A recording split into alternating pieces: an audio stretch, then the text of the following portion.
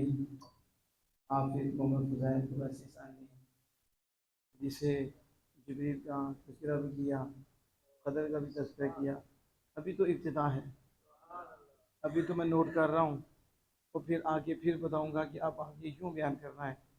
پھر اللہ کے فضل دن بدن آپ دیکھیں گے نور کس طرح پھیلے گا، وہ کس طرح یہ آگے چلے گا. یعنی جب قدر کی بات کی پھر ہم بتائیں گے کہ ادھر کون سے پوائنٹ ہونے چاہیے، تو ادھر سے کون سے نقطے ہیں اور کس طرف آگاہی دینی ہے. کہ حضرت عبداللہ بن عمر رضی اللہ تعالیٰ عنہ کو چھوٹی ہستی نہیں ہے، یہ سیدنا فاروق اعظم کے لخت جگر ہیں، اور یہ وہ ہستی ہیں جنہوں نے سب سے زیادہ حضور سید العالمین صلی اللہ علیہ وسلم کے تبرکات کی حفاظت کی ہے. اور جہاں جہاں حضور بیٹھتے تھے یہ وہاں بیٹھتے تھے. یہ حضرت عبداللہ بن عمر اور اتنے اتباع سنت کے شہدا تھے، شاید وہ اتنے تھے. آج بھی حضرت عبداللہ بن عمر کا خطبہ موجود ہے، کسی کا خطبہ نہیں رہنے دیا انہوں نے.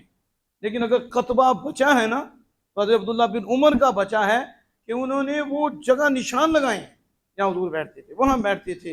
اور حضور صلی اللہ علیہ وسلم کے ساتھ والہانہ ان کی محبت تھی اور علم کا سمندر تھے حضرت عبداللہ بن عمر. لیکن انہوں نے پتہ کیا بتایا؟ انہوں نے یہ بتایا کہ جو حضور کے ہو جاتی ہیں وہ غیرت مند ہوتے ہیں، جو خدا کا ہوتا ہے وہ غیرت مند ہوتا ہے. قدری کا انکار تھا، اور یہ ہمیں کہتے ہیں کہ سنی جذبات میں آ جاتے ہیں. ہم نے کہا وہ یہ آمینہ کے لال کا فیض ہے، وہ یہ صحابہ رسول کا فیض ہے. جب دین پہ بات آتی ہے، جب عقائد پہ بات آتی ہے، کوئی اس کا منکر ہوتا ہے اور سنی جذبات میں آتا ہے، سنی تجھے مبارک ہو، یہ جذبات آمینہ کے لال نے صحابہ کے دل میں بھرے ہیں. اس لیے جب انہوں نے سنا کہ وہ قدر کے منکر ہیں تو آپ نے پہلا جملہ یہ کہا، ان کمینوں کو جا کر کہہ دو اللہ کے محبوب کے ساتھ تیرے ساتھ کوئی تعلق نہیں ہے. یہ اصل بات تھی. اسے کہتے ہیں ایمان. ادھر تو کنڈیاں ڈالتے ہیں، ادھر تو وہ کافروں سے بھی جفیاں مارتے ہیں، ادھر سے مرزیوں سے بھی ملتے ہیں، ادھر سے کمینوں سے بھی ملتے ہیں. لیکن جن کی تربیت آمینہ کے لال نے کی ہے، ایک شک کا انکار ہے، پورے ایمان کا نہیں. یعنی ایک شک اس کا انکار ہے، وہ بھی ضرورت دین سے ہے. حضرت عبداللہ بن عمر نے کہا، انہیں کہہ دو جا کے میرا ان کے ساتھ کوئی تعلق نہیں ہے، اور اگر میرے پاس فوج ہوتی ان کے چھکے چھڑا دیتا، ان کے ٹکڑے ٹکڑے کر دیتا. ان کتوں نے قدر کا انکار کیا ہے. سمجھ رہے ہو؟ حدیث سمجھانا اور بات ہوتی ہے، حدیث پڑھنا اور بات ہوتی ہے. یہ ہے غیرت ایمانی، یہ ہے محبت خدا، یہ ہے محبت مصطفیٰ.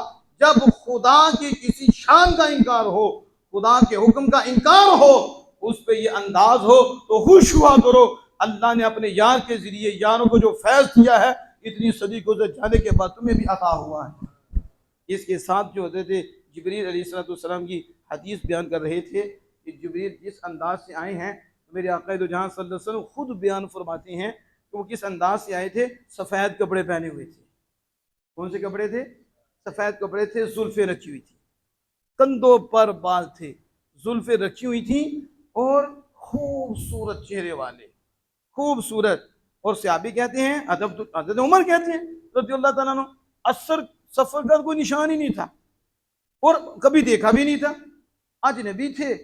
اور اس انداز سے آئے، اور جو جیسے فضائل صاحب کہہ رہے تھے کہ انہوں نے عرض کی، ادنو ادنو ادنو، میں قریب ہو جاؤں، ادنو ادنو ادنو ادنو ادنو میں ہی بندے کی معراج ہو جاتی.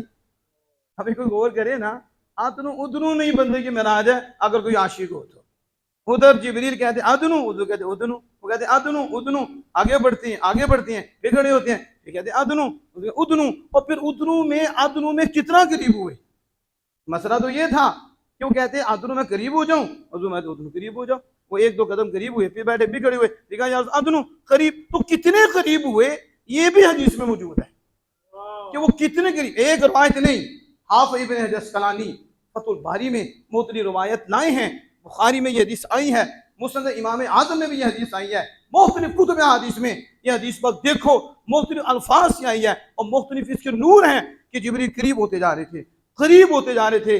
اسند رکبتیہ الی رکبتیہ، اتنے بھی قریب ہوئے کہ جبریل نے اپنے گھٹنے رسول مکرم فخر دو عالم صلی اللہ علیہ وسلم کے گھٹنوں کے ساتھ ملا دیے.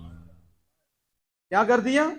اپنے گھٹنے رسول اللہ صلی اللہ علیہ وسلم گھٹنوں کے ساتھ ملا دیے، یوں کہ جیسے تشہد میں بیٹھتے. اور روایت میں موجود ہیں کہ جبریل یوں بیٹھے جیسے تشہد کی حالت میں خدا کے سامنے بیٹھتے ہیں، ایسے جبریل مصطفیٰ جان رحمت کے سامنے بیٹھے اور یوں ہاتھ رکھے، یوں، یا یوں آتا ہے کہ حضور کی رانوں پہ ہاتھ رکھے. دونوں طرح روایت کہ یوں گھٹنے ڈکا دیے. اب یہ کیا ہے؟ وہ کہتے ہیں جا کے جب ہم معاہدہ شریف کے سامنے جاتے ہیں نا، حضور سید عالم صلی اللہ علیہ وسلم کی بارگاہ میں، تو وہاں جا کے جب ہم ایسے کرتے ہیں نا تو ایک شرطہ آ جاتا ہے یا متوع آ جاتا ہے، ان کا مولوی آ جاتا ہے. وہ کہتا ہے کہ نماز، ہم کہتے ہیں نماز نہیں، ادب، تعظیم مصطفیٰ. کہتا ہے نہیں، حنفی یوں کرتے ہیں. میں جب گیا نا، میں معاہدہ شریف کے سامنے تھا تو میں یوں کھڑا تھا، آ گیا میرے پاس، تو کہتا ہے یہ، کہتا نماز، میں نے یوں کر دی، میں نے یوں کر دیا. ادب بھی کرنا ہے. امام مالک کہتے ہیں یوں ہاتھ چھوڑو، یہ ٹھیک ہے، یوں کر لو، یوں کر لو، کہ یہ نماز کی حالت ہے. تو نے حدیث جبریل نہیں پڑھی، تو نے کتاب الایمان نہیں پڑھا، میرا کھڑا ہونا تجھے نماز کی حالت نظر آتی ہے.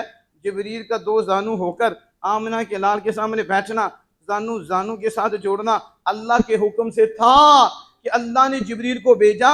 جبریل جاؤ، یہ صحابہ اب یار سے سوال نہیں کر رہے، یہ ڈر رہی ہیں، آگے سوال کر بیٹھے ہیں. جب حضور سے پوچھا گیا تو حضور نے سنونی اما شئتم، پوچھو جو پوچھنا ہے مجھ سے. حضور جلال میں آگے، کہا پوچھو جو پوچھ رہا ہے. کہا میرا باپ کون ہے؟ میں حذیفہ. تیرا باپ کون ہے؟ قیامت تک. حضور جلال میں آگے، ہر شے تھی. اس کے بعد صحابہ ڈر گئے، یہ کیا بنے گا؟ اب صحابہ سوال نہیں کر رہے، اللہ جبریل جا دین دینے اور دین سکھانے. اب صحابہ سوال نہیں کر رہے کیا اس دین کی شان ہے اور اس امت کی شان ہے، ان کو دین سکھانے